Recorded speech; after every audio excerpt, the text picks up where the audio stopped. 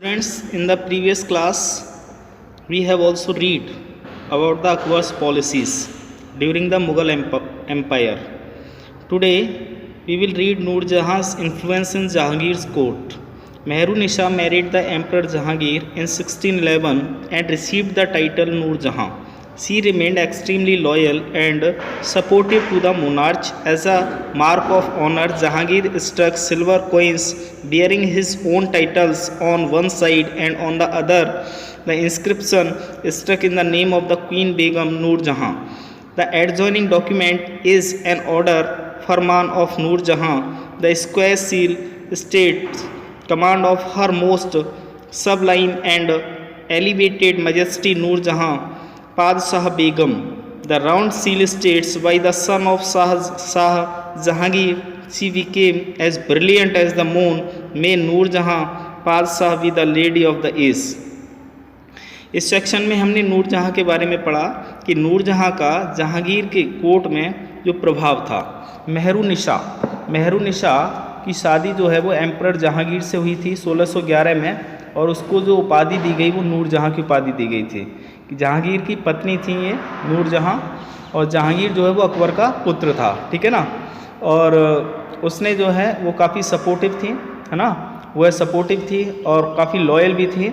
और उनको जो मार्क ऑफ ऑनर दिया गया जहांगीर के द्वारा सिल्वर कोइंस पर, जो सिल्वर कोइंस होते थे वहाँ पर उनको जो टाइटल दिया गया था एक तरफ, और दूसरी तरफ जो है क्वीन बेगम का नाम जो है खुदा हुआ था, जिसका नाम नूर जहाँ था। और जो एडजॉइनिंग डॉक्यूमेंट है जहाँ फरमान जो जारी किया जाता था नूर जहाँ के नाम से, है ना, स्क्वायर सील स्टेट्स में, तो command of her most sublime and elevated majesty Nur Jahan Padshah बेगम, और उनको जो है एक मजेस्टी भी माना गया है पादशाह बेगम के नाम से।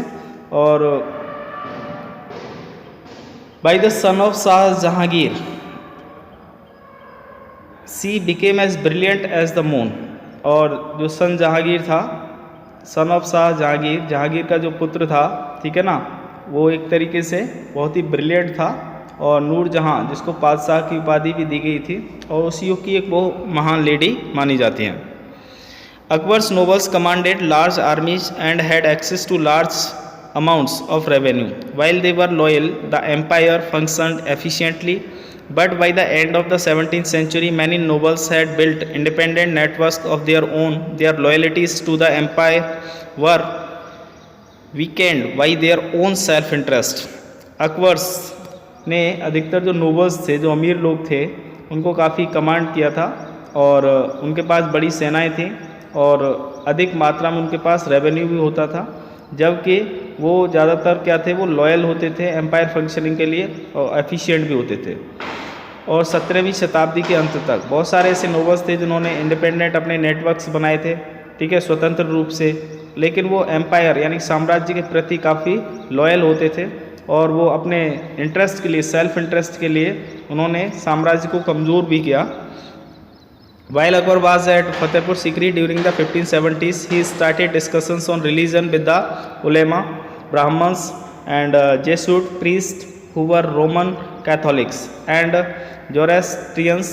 These discussions took place in the Ibadat Khana. He was interested in the religion and social custom of different people. Akbar's interaction with people of different faiths made him realize that religious scholars who emphasized ritual and dogma were often bigots. Their teachings created divisions and disharmony amongst his subject. जब अकबर ने फतेहपुर सीकरी में 1570 के दशक के दौरान जो है इबादत खाने का निर्माण करवाया था फतेहपुर सीकरी में, तो यहाँ पर वहाँ जो है बहुत ही जो है धार्मिक जो चर्चाएं हुआ करती थी, उसमें उलेमा, ब्राह्मण और जो जेरस प्रीस्ट होते थे, रोमन कैथोलिक्स होते थे, वो सभी वहाँ बैठ कर के डिस्कशन करते थे, चर्चाएं होती थी। और जो लोग रिलीजन के प्रति इंटरेस्टेड थे, सामाजिक जातियाँ जो थी, अलग अलग जो लोग होते थे, वो सभी मिलकर के वहाँ चर्चाएं किया करते थे। अकबर का जो इंटरेक्शन था वो लोगों के प्रति अलग अलग फेथ थे, और उन्होंने ये भी रियलाइज़ किया था जो रिलीजियस स्कॉलर्स हैं उन्होंने सभी ने अपनी परंपराओं को काफ़ी एम्फासाइज किया, जिनको डॉगमा या बिगोट्स जैसे कहा जाता था। बिगोट उनको कहा जाता था जो individual who is intolerant of another persons religious beliefs और कल्चर। बिगोट उनको कहा जाता था जो व्यक्तिगत रूप से जो कि काफ़ी इंटॉलरेंट होते थे। इंटॉलरेंट का मतलब क्या होता है? इंटॉलरेंट किसको कहते हैं? टॉलरेंट होता है सहिष्णु और इंटॉलरेंट होता है असहिष्णु। असहिष्णु उसको कहा जाता है जब हम किसी दूसरे रिलीजन के धार्मिक जो परंपराएं हैं उनको सहन करने की हमारे अंदर शक्ति नहीं होती है या हम उसको सहन नहीं करते, हम उसके प्रति इंटॉलरेंट होते हैं। जैसे वी आर द हिंदूज़, हम हिंदू हैं, तो हम मुस्लिम या क्रिश्चियंस या सिख रिलीजन्स की जो धार्मिक मान्यताएं हैं, उनके जो परंपराएं रही हैं, जब उनको हम नहीं मानते हैं, उनमें बिलीव नहीं करते या उनका सम्मान नहीं करते, रेस्पेक्ट नहीं करते हैं, then we are the intolerant. तो इस प्रकार के जो पर्सन्स होते थे, जो व्यक्ति होते थे, जो दूसरे धर्म के रिलीजियस बिलीफ्स या कल्चर को जो है एक्सेप्ट नहीं करते थे या उन पर उंगली उठाते थे, तो इस प्रकार के लोगों को बिगोट्स कहा जाता था। डॉगमा वो होते थे, एक स्टेटमेंट और एक इंटरप्रिटेशन होता था जिसको घोषित किया जाता था, एक authoritative with the expectation that it would be followed without question. मतलब उसको जैसे एक फरमान की तरह हम जैसे बोल सकते हैं कि उसको जारी किया जाता था और बिना किसी उसके अगर हम देखें तो कोई भी उसके ऊपर प्रश्न नहीं उठा सकता था, उसको अधिकार नहीं था। Their teachings created divisions and disharmony amongst his subject. तो उनकी जो टीचिंग्स होती थी, डॉगमा और बिगोट्स जो होते थे, जो अपने रिचुअल्स को एम्फासाइज करते थे, तो वो कहीं ना कहीं एक डिवीज़न क्रिएट करते थे सोसाइटी के अंदर, एक जो डिसहार्मनी को क्रिएट करना। इस प्रकार के जो सब्जेक्ट्स होते थे उनके ऊपर जो है काफ़ी डिस्कशंस जो है वहाँ पर होते थे। This eventually lead Akbar to the idea of Sulh Kul or universal peace. This idea of tolerance did not discriminate between people of different religions in his realm. Instead, it focused on a system of ethics, honesty, justice and peace that was universally applicable. Abul Fazl helped Akbar in framing a vision of governance around this idea of Sulh Kul. This principle of governance was followed by Jahangir and Shahjahan as well. तो इसमें अगर हम देखें तो ये जो एक व्यवस्था बनाई गई अकबर ने जिसको लीड किया था, जिसका नाम था सुलह कुल, और उसका मेन जो ऑब्जेक्टिव था वो यूनिवर्सल पीस, सार्वभौमिक शांति जिसको हम कहते हैं, जहाँ किसी भी धर्म जाति के खिलाफ कोई द्वेष भावना ना हो और सबके लिए एक टॉलरेंट का आइडिया हो, सबके अंदर एक सहिष्णुता की भावना हो और लोगों को अलग अलग रिलीजन्स को फॉलो करने का अधिकार हो और ना ही वो रिलीजन्स के बेसिस पर उनमें कोई ऐसी टॉलरेंट की पॉलिसी को इम्प्लीमेंट किया जा सके, उनमें कोई भेदभाव ना हो। और इस प्रकार के एक सिस्टम पर जो है उस समय फोकस किया गया था जिसमें ऑनेस्टी हो, जस्टिस हो, पीस हो, है ना, ईमानदारी हो, न्याय हो, शांति हो, और उसको पूरा अगर हम देखें यूनिवर्सली क्या किया गया, उसको एप्लीकेबल किया गया। अबुल फजल ने भी अकबर की सहायता की थी इस प्रकार के एक विज़न को इम्प्लीमेंट करने के लिए, जो गवर्नेंस का एक विज़न था, और ये जो विज़न था उसका नाम जो दिया गया या जो उपाय सुझाया गया उसका नाम था सुलह कुल के नाम से।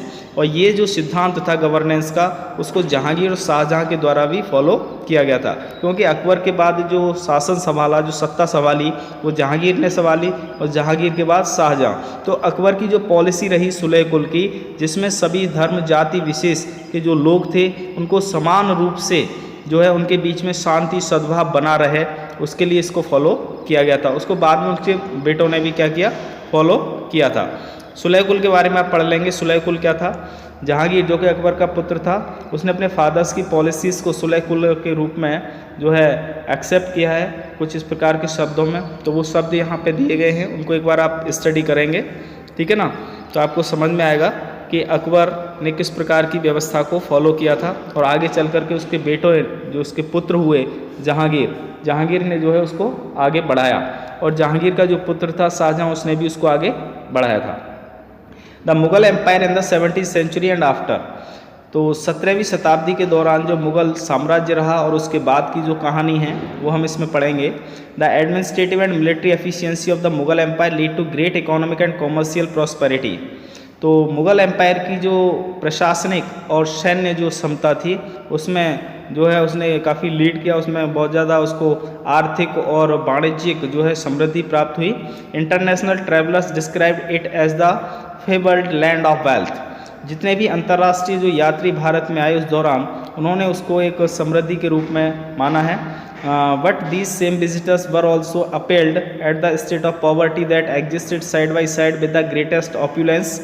The inequalities were glaring. Documents from the 20th year of Shah Jahan's reign inform us that the highest ranking Mansabdars were only 445 in number out of a total of 8,000.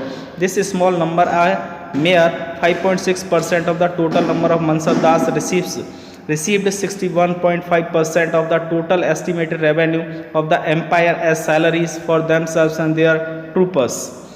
तो मुग़ल जो साम्राज्य था उसकी जो प्रशासनिक जो व्यवस्था रही, उसकी जो सैन्य क्षमता रही, वो उसके कारण जो है उनको काफ़ी जो है आर्थिक और वाणिज्यिक समृद्धि प्राप्त हुई। जितने भी अंतर्राष्ट्रीय जो इंटरनेशनल जो ट्रैवलर्स भारत में आए उस समय उन्होंने उसको वेल्थ एक तरीके समृद्धि के रूप में भी देखा। लेकिन कुछ विजिटर्स ने उसमें कहा कि ये जो राज्य है वो गरीबी से जूझ रहा है, ठीक है, और उन्होंने कहा कि यहाँ ज़्यादातर बहुत लोग जो है वो गरीब हैं, यहाँ असमानता है, ठीक है। कुछ ऐसे डॉक्यूमेंट्स भी हैं जिसमें 20वां वर्ष रहा शाहजहाँ के शासनकाल का, उसमें जो हाईएस्ट रैंकिंग मनसबदार होते थे उनको केवल 445 ही ऐसे थे मनसबदार, ठीक है, 8,000 में से, जो काफ़ी एक स्मॉलर नंबर था, काफ़ी एक छोटा जो नंबर था, करीब 5.6% टोटल नंबर ऑफ मनसबदार्स का, जिनमें से करीब 61.5% जो है टोटल एस्टिमेटेड रेवेन्यू उनको प्राप्त होता था एम्पायर से, साम्राज्य से सैलरी के रूप में और अपने ट्रूपर्स के लिए। The Mughal emperors and their mansabdars spend a great deal of their income on salaries and goods. जो मुग़ल एम्परर था और उसके जो मनसबदार होते थे वो ज़्यादातर जो पैसा जो इनकम होती थी सैलरी के रूप में और सामान के रूप में, वो क्या करते थे, उसको स्पेंड करते थे, खर्च करते थे। This expenditure benefited the artisans and peasantry who supplied them with goods and produce, but the scale of revenue collection left very little for investment in the land hands of the primary producers, the peasant and the artisan.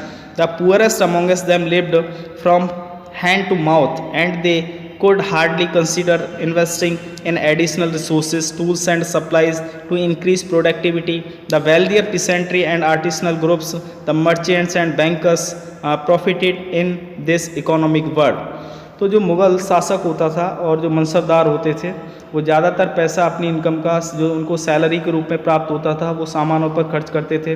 उनका जो expenditures होता था उससे artisans और पीसेंट्री के जो लोग थे उनको बेनिफिट होता था, जो किसान होते थे, जो कलाकार होते थे, जो कि उनको सामान सप्लाई करते थे, जो भी वो प्रोड्यूस करते थे, उत्पादित करते थे।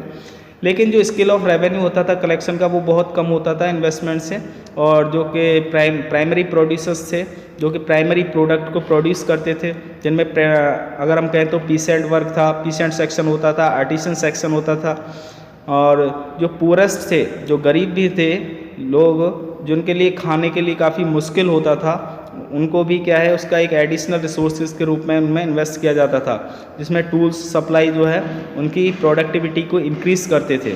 तो जो वेल्दियर पीसेंट्री सेक्शन होता था, जो आर्टिसनल ग्रुप्स थे, व्यापारी थे, बैंकर्स थे, उनको लाभ होता था, और एक इकोनॉमिक वेड का वहाँ पर एक कहें एक आर्थिक रूप से जो है उनको फ़ायदा पहुँचता था। एक इकोनॉमिक वेड का वहाँ पे एक सराउंडिंग क्रिएट होता था। The enormous wealth and resources commanded by the Mughal elite made them an extremely powerful group of people in the late 17th century. As the authority of the Mughal emperor slowly declined, his servants emerged as powerful centers of power in the regions. They constituted new dynasties and held command of provinces like Hyderabad and Awadh. Although they continued to recognize the Mughal emperor in Delhi as their master, by the 18th century the provinces of the empire had consolidated their independent political identities. We will read more about them in chapter 10. तो अगर हम कहें जो ज़्यादातर जो wealth और जो resources थे उन पर मुग़ल एलिट्स का एक तरीके से कमांड होता था, और वो ज़्यादा पावरफुल होते थे, और जो कि पावरफुल लोगों का एक समूह होता था 17वीं शताब्दी के अंत तक। जैसा कि हमने पढ़ा कि जो मुग़ल अथॉरिटी होती थी, जो मुग़ल एम्पायर की, वो धीरे धीरे क्या हो रही थी, उसका पतन हो रहा था। उसके जो सर्वेंट्स थे वो धीरे, जो उसके नौकर होते थे, सर्वेंट होते थे, उन्होंने एक शक्तिशाली केंद्र के रूप में, सत्ता के केंद्र के रूप में अलग अलग रीजन्स में अपने आप को स्थापित किया था। एक नई डायनेस्टीज़ को उन्होंने एस्टेब्लिश किया, और जैसे हैदराबाद, अवध जैसी रियासतों पर उनके कमांड हो गया, उनका कब्ज़ा हो गया था। और लेकिन वो अपने मास्टर जो मानते थे वो मुग़ल शासक को ही मानते थे, जो दिल्ली में शासन करता था, और 18वीं शताब्दी में जितने भी जो प्रोविंसेस थे जो एम्पायर के साथ कंसोलिडेट करते थे और एक इंडिपेंडेंट पॉलिटिकल आइडेंटिटीज़ उनकी थी, स्वतंत्र रूप से अपनी एक राजनीतिक पहचान उन्होंने बनाई थी।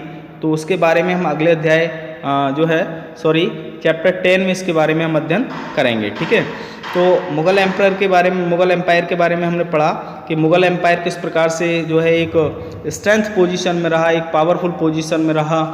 वो अगर आप देखेंगे तो 17वीं शताब्दी के दौरान भी काफ़ी जो है वो पावरफुल पोजीशंस में रहा था। 17वीं शताब्दी के अंत में जाकर के उसकी थोड़ी शक्ति कमज़ोर हुई। जैसे उसके बाद अगर देखें 18वीं शताब्दी का जो प्रारंभ होता है 1707 तक, जब औरंगजेब शासन करता था दिल्ली पर, तो उस समय जो है काफ़ी जो है पावरफुल एक तरीके से मुग़ल सम्राट के रूप में उन्होंने शासन किया। लेकिन 1707 के बाद जो मुग़ल एम्पायर का जो है पतन शुरू होता है और उसके बाद ही हैदराबाद, अवध जैसी रियासतों का उदय होता है। जो उनके यहाँ जो नौकर के रूप में काम करते थे, उन्होंने एक इंडिपेंडेंट जो है अपने आप को वहाँ का शासक घोषित किया था। तो उनके बारे में हम आगे चैप्टर 10 में अध्ययन करेंगे। तो ये पूरा जो है मुग़ल एम्पायर हमने पढ़ा। तो मुग़लों में सबसे पहले हमने बाबर के बारे में पढ़ा। बाबर के बाद हमने हुमायूं, अकबर, जहांगीर, शाहजहां, औरंगज़ेब, जो कि एक पावरफुल एक डायनेस्टी रही और जिसने काफ़ी, अगर हम देखें तो 2 शताब्दियों तक जो है भारत पर शासन किया और अपने शासन को काफ़ी इंक्रीज़ भी किया। पूरे सब कॉन्टिनेंट में उस समय शासन हुआ करता था। जिस समय अकबर जो है सत्ता में थे, अकबर के बाद सबसे ज़्यादा जो विस्तार अगर किया है पावर में, तो वो किसने किया है? औरंगज़ेब ने किया है। औरंगज़ेब ने दक्षिण तक अपने शासनकाल को फैलाया था। तो इस अध्याय में हम जो है मुग़ल एम्पायर, जो मुग़ल साम्राज्य रहा जो कि भारत में शासन किया, उसके बारे में अध्ययन किया है। और इसकी जो एक्सरसाइज है चैप्टर की, वो हम नेक्स्ट सेक्शन में कंप्लीट करेंगे, नेक्स्ट क्लास में।